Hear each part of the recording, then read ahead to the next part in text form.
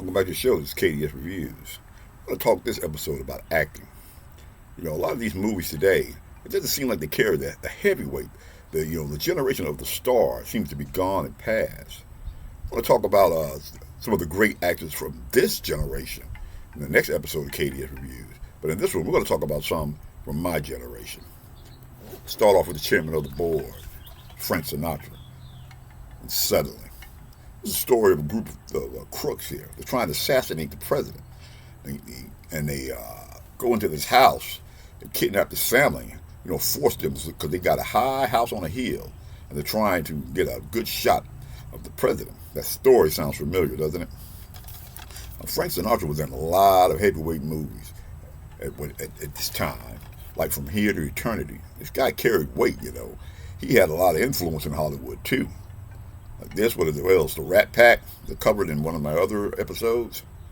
That's Frank Sinatra. And suddenly, spine-tingling thriller.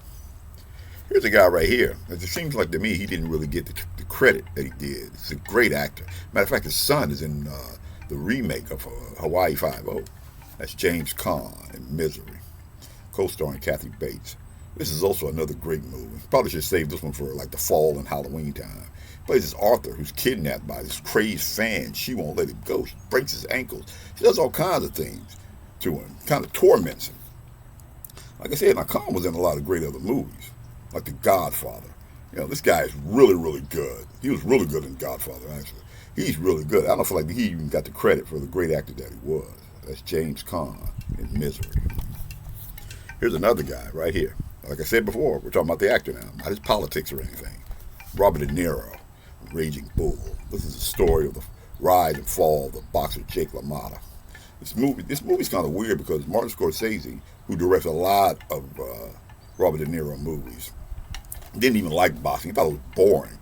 But he went to a boxing match and he started seeing how he could direct this movie, make it good. And he did really good with the boxing in this. Wow, the boxing in this movie is better than Rocky. More realistic. The blood on the ropes, the blood's being splattered. At first they want to film this movie in color, but then they wanted to make it look black and white, and which really, to me, made it better than what it really is.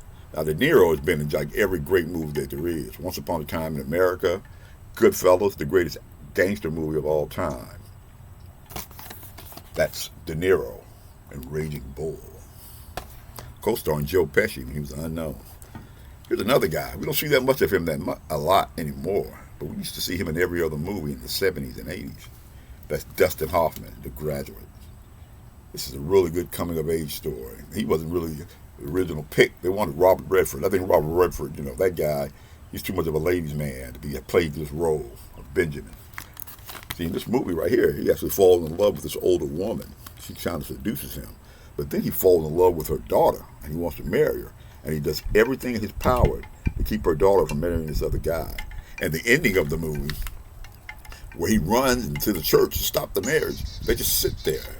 The director never said cut, but then the director kind of liked the ending of, okay, I stopped it. Now what happens?